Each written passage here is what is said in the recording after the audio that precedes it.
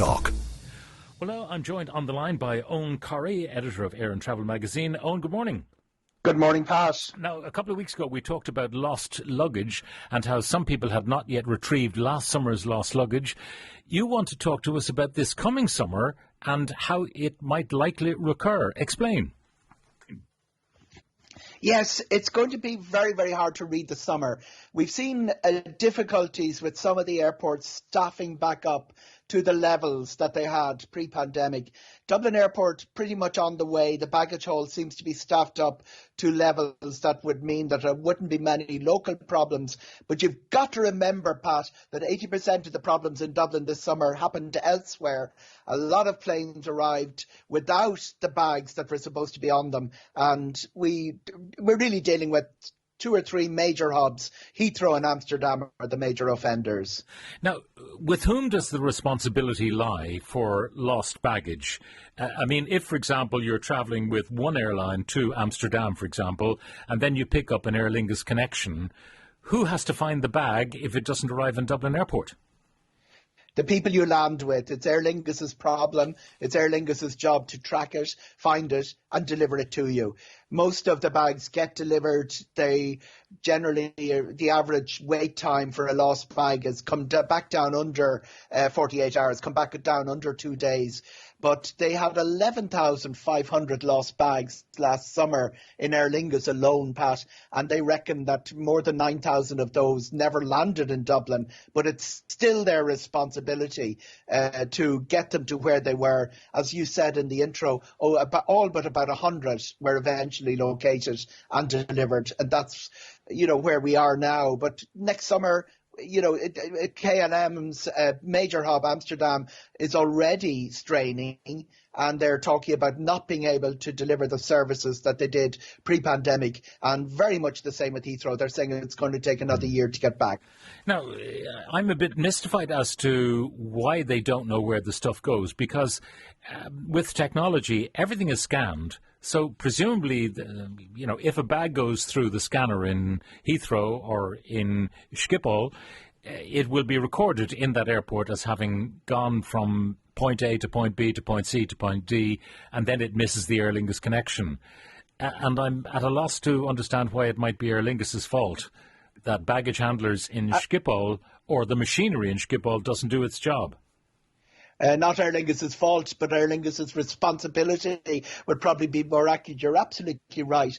What we've seen over the recent years, things like tags becoming detached from bags, all the old problems that we used to, and we always had lost bags. We always had about 50 a day in Dublin Airport. That went up to 300 last summer. So all of those things were being defeated by technology. The major steps in technology, you could actually track a bag exactly where it was within an airport.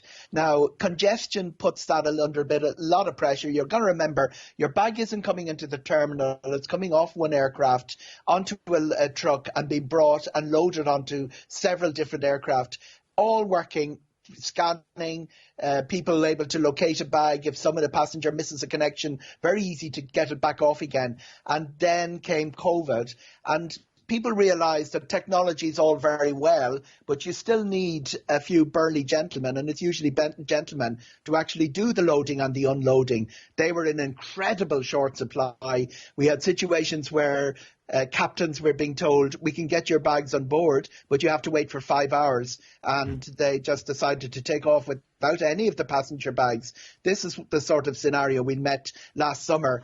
And it was piling into the passengers, piling into Dublin Airport, looking for those bags on the carousel, weren't there. That put the systems, some of the listeners will have seen the huge queues at the lost luggage in Dublin Airport, seen the piles of bags that had come off a carousel that were not attached to one of the passengers that were on board, and all sorts of problems with customer care helplines, websites.